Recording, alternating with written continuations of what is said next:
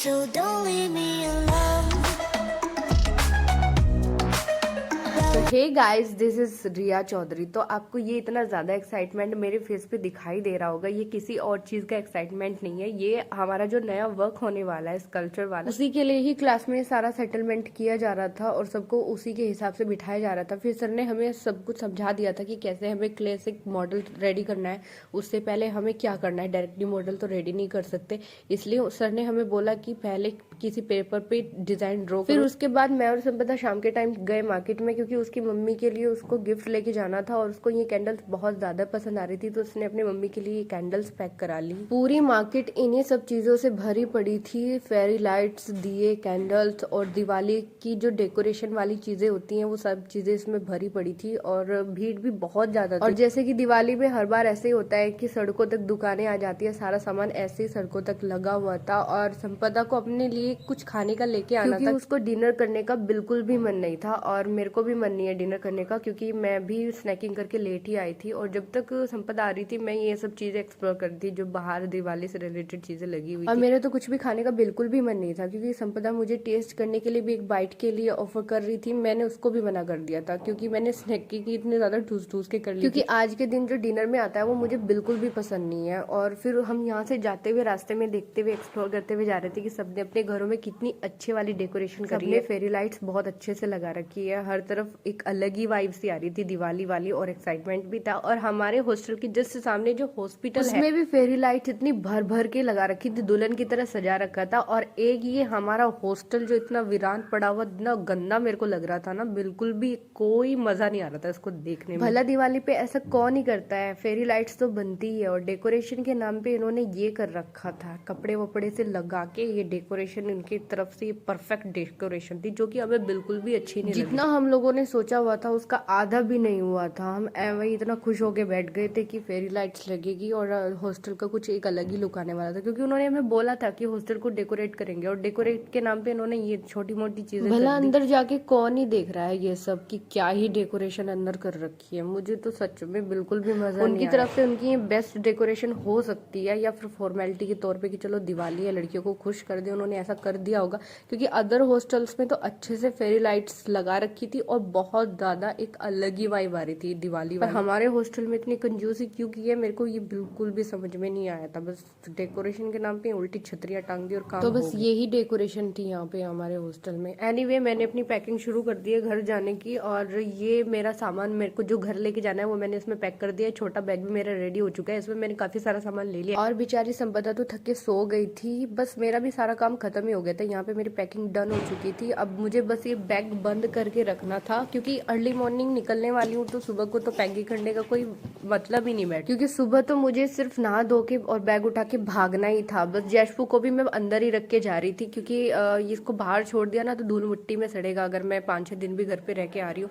तो इसलिए मैंने अपने कबर्ड में अपने ब्लैंकेट के साथ इसको यहाँ पे उठा दिया कि जब तक मैं आती हूँ और असली वाले जैशपू से मिल लेती हूँ तुम यहाँ पे रेस्ट करो, क्योंकि असली वाले जैशपू से मिलने का जो एक्साइटमेंट था वो तो मेरा नेक्स्ट लेवल का था, क्योंकि उसको मैं बहुत ज्यादा मिस कर रही थी। और अगली सुबह भी हो चुकी थी, संपदा भी सो के उठ गई थी। मुझे लगा था शायद मैं इनसे पहले निकल जाऊंगी, पर नहीं, मेरे को थोड़ा लेट ही हो गया था क्योंकि गाड़ी वाला थोड़ा लेट आने वाला था। तो तब तक मैंने सोचा मैं अपनी ये ब्लूटूथ और अपना फोन वगैरह में इनको चार्ज करके लेके जाऊं, क्योंकि ये सबसे ज्यादा इंपॉर्टेंट चीजें रहती है। उससे भी ज्यादा मेन अगर कोई चीज रहती है अपने दोनों चार्जर बैग में रख लेना, क्योंकि अगर ये यहाँ पे रह जाते ना तो मेरी बैंड बजने वाली थी। मेरे दोनों बैग रेडी हो चुके थे और मैंने ये गेट पास भी वार्डन मैम पे रात ही बनवा लिए थे, क्योंकि सुबह को जल्दी निकलना था, अब उनको क्या ही परेशान करती। फिर मैंने संपदा को बाय बोला और मैं निकल गई। बस मेरा एक साइन करना रह गया था बाकी, जो कि मैंने वार्डन के कहने पे वहीं के वहीं साइन पास की जो पिंक वाली कॉपी होती है वो गार्ड को देके जानी होती है। तो रात को इतनी तेज बारिश आई और मुझे पता भी नहीं चला कि रात को इतनी तेज बारिश आई है। बाहर आके मुझे पता लगता है ओ रात को बारिश भी आई है। यहाँ पे मेरा एक साइन करना बाकी रह गया था, गार्ड ने मेरा ये वाला साइन लिया, मैंने यहाँ पे साइन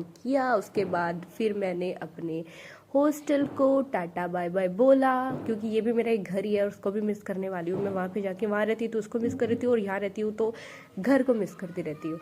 और फिर उसके बाद मैंने अपना ऑटो बुक कर लिया था, क्योंकि परी चौक से ही मुझे गाड़ी मिलने वाली थी और यहाँ से परी चौक तक मुझे ऑटो में जाने वाला था। बैग भारी था तो ऑटो वाले नहीं, बैग अपने आप। और मैं फुल एक्साइटमेंट के साथ बैठ गई, क्योंकि घर जाने की खुशी जो होती है वो तो अलग ही होती है। इतने महीनों बाद परी चौक पहुंचने के बाद पता लगा यहाँ पे अब फिर से बारिश शुरू हो चुकी है, जिसकी वजह से फिर मेरे को यहाँ पे पिंक टॉयलेट के सामने आके खड़ा होना पड़ा, क्योंकि बाहर बारिश हो रही थी और मेरे को जुकाम भी हो रहा था, बारिश लगना भी ठीक नहीं था। मौसम ठंडा होने की वजह से मेरे को जुकाम भी बहुत ज्यादा बढ़ गया और खांसी वासी भी मेरे को होने लगी। गाड़ी वाला का वेट कर रही थी, फाइनली गाड़ी वाला आ गया, उसने मेरा बैग अंदर रखा और मैं रिंकुल के पास पहुंच गई। रिंकुल को ऑफिस निकलना था, बस वो मेरा ही वेट कर रही थी और वो वहीं से अपने ऑफिस निकल गई और मैं अकेली उसके रूम तक गई और रूम पे कोई भी नहीं था, बिल्कुल रूम सारा खाली पड़ा था और मेरे को पता था कि मैं पूरा दिन सुबह से लेकर शाम तक यहाँ पे अकेली सड़ने वाली हूँ जब तक वो अपने ऑफिस से नहीं। बड़ी सैडनेस के साथ मैंने अपना ट्रॉली बैग अंदर किया और अपना सारा सामान मैंने रख दिया था।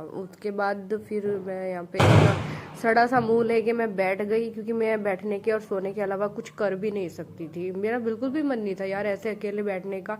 उसने खैर मेरे लिए नाश्ता लेके रख रखा था, चाय थी और इसमें कोई सड़ी सी सब्जी थी जो कि बिल्कुल भी अच्छी नहीं थी टेस्ट में। हमारा हॉस्टल का खाने से ज्यादा अच्छा होता है। इसमें सिंपल पराठे जो कि ठंडे हो चुके थे, वो सब खाना ठूसने के बाद उसके बाद मैं सोने की एक्टिंग करने लगी, क्योंकि मेरे को सोने के अलावा और कुछ काम नहीं करना था। खूब सारा सोने के बाद मैं फिर से उठ गई और मैं फिर से सो गई, फिर से उठ गई, फिर से सो गई।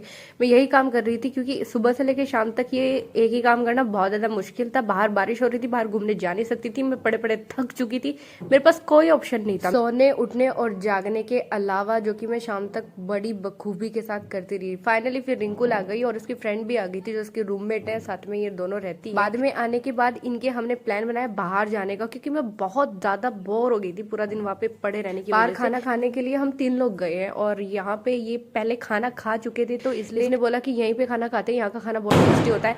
खाने का तो नहीं पता, पर यहाँ पे जो मैंने ये वॉल पेंटिंग देखी, इसको देख के मैं काफी अट्रैक्ट हुई, मेरे को ये पेंटिंग्स ज्यादा अच्छी लगी। उसके बाद फिर उन्होंने ऑर्डर कर लिया और उसमें इन्होंने मिक्स रोटी और पता नहीं क्या क्या मंगाया था, मेरे तो अब याद भी नहीं है क्या मंगवाया था। एनीवे जो भी था, ये मलाई कोफ्ता था शायद और भरवा भिंडी थी, भिंडी नहीं थी, शिमला मिर्च थी और इसके नीचे भी कुछ स्टफ वाला नान था। तो ये सब खाना बहुत टेस्टी था, हमने सारा खाया। सारा खाना देखने में बहुत टेम्पटिंग, खाना देखने के साथ साथ टेस्ट में भी बहुत अच्छा था। स्पेशली ये भरवा शिमला मिर्च बहुत टेस्टी थी और बिलिंग कितनी तक मुझे करनी नहीं चाहिए, क्योंकि तीनों कमाती, तीनों खुद ही बिलिंग करेंगी। और मिलती हूँ मैं नेक्स्ट वीडियो में, तब तक के